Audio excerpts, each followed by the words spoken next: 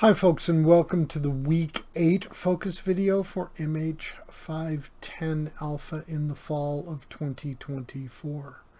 This week we're going to be dealing with race, class, and gender, or feminist race and gender, or that kind of history, and the historians that practice it.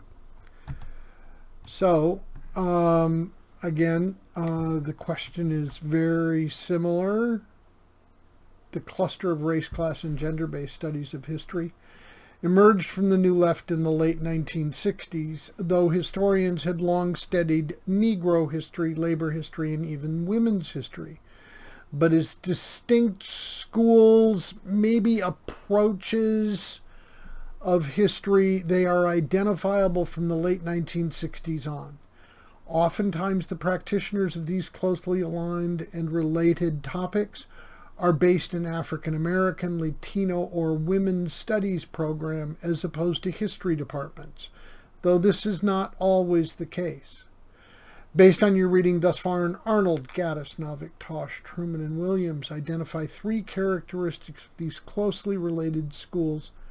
The reading's emphasis is on the feminist school. What do you think the strengths of this approach are, and what weaknesses exist within the emphasis on race, class, and gender, especially the feminist approach to the study of history? Your second question is, who is Joan W. Scott? Provide a one-paragraph biography and describe why she is, or perhaps is not, a feminist gender historian. Feminist race, class, and gender perspectives are as much method as a particular school of interpretation, as much an emerging subfield as a particular methodology. While building on New Left perspectives, race, class, and gender studies are different, so look for the nuanced differences between these studies and the New Left school of history itself. Think about how race studies differ from African American history, or from Hispanic American history, or from Native American history. How do studies that are race-oriented differ from those? Also think about how women's history differs from gender studies. Remember, not all women's history is feminist. For the discussion question, emphasize feminist studies, please. Don't overemphasize, but do not ignore the possibility of a cultural political agenda in these subfields or submethods of history.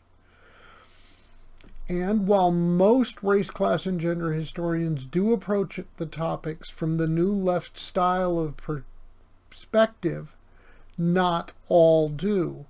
There are neo-consensus historians that also explore these topics. Finally, what sorts of questions do race, class, and gender historians ask that other sorts of historians do not?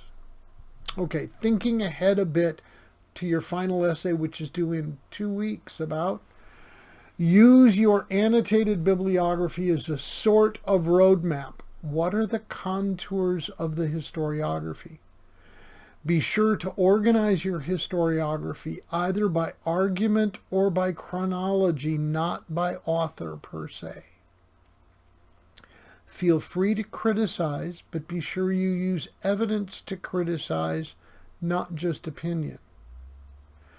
Do use Grammarly, but use it. Do not let it use you. Pay attention to detail, footnotes, and bibliography especially. I'll give you more in week 9 to look at, and even week 10 as you finalize and polish your final essay. If you're not working on it already, you're behind the power curve. With that, y'all take care, stay safe, and I'll see you around the campus. Bye-bye.